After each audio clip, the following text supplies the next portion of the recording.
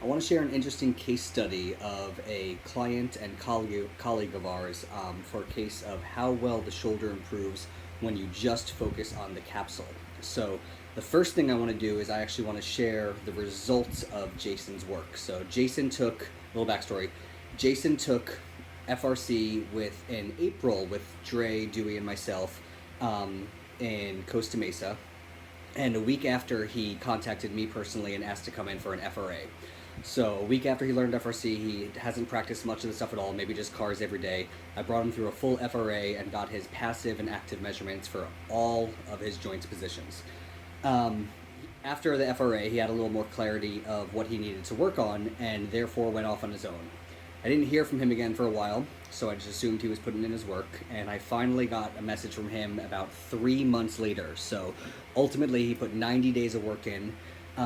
When he contacted me, he said he didn't want to get everything reassessed. He only wanted to get the shoulder reassessed. So that's what we focused on. So the first thing I'm going to do is I'm going to show you the results of the 3 months of progress, and then we'll come back.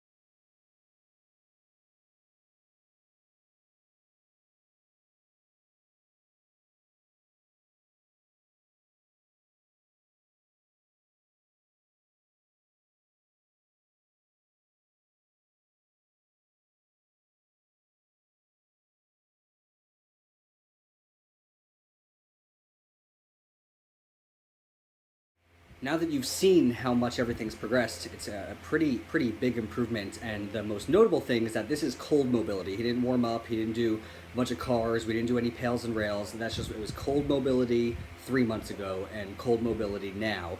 And that's what the difference in those pictures are. The fascinating thing is that what Jason did is that he didn't actually do pails and rails or specific work for all of that. He didn't do flexion work, extension work, abduction work, adduction work, internal rotation work, and external rotation work. What he did is that he actually took one of the points that we try and make at FRC is that focusing on the capsule as a priority, because that's the deepest layer of tissue and that's what's going to yield the most benefit, is something that he actually took very seriously.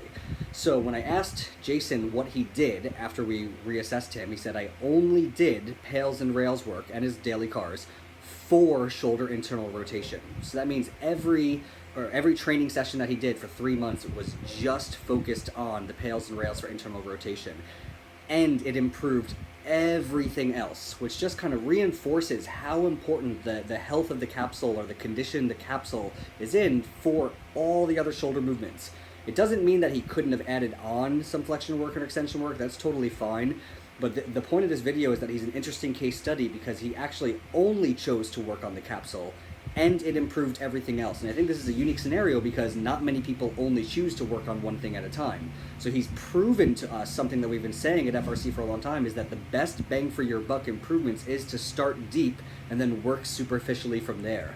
So what it shows is that it's actually limitation at the capsular level, that's limiting some of that superficial movement. It doesn't mean that he didn't need work on his lats, on his shoulders, on the front, on the back, on the outside. It doesn't mean that he didn't need to work on all that other stuff, and after we went through this second FRA, he's now going to add that stuff in. But the point is that he just focused on the big rocks first, the main priorities, and it yielded all of these results for him. So just want to congratulate Jason on the progress, and I'm excited to see what the next FRA will show. Right, thank you. A few more things that I forgot to note, actually, kind of important, is that Jason also didn't stop what he was training for otherwise to add on this work. He didn't give up his life to just work on internal rotation fully. In that 3-month span, Jason actually trained for and competed in a powerlifting meet and did very well. and the increased mobility helped all of his lifts, and he actually is very thankful for the mobility work because of that.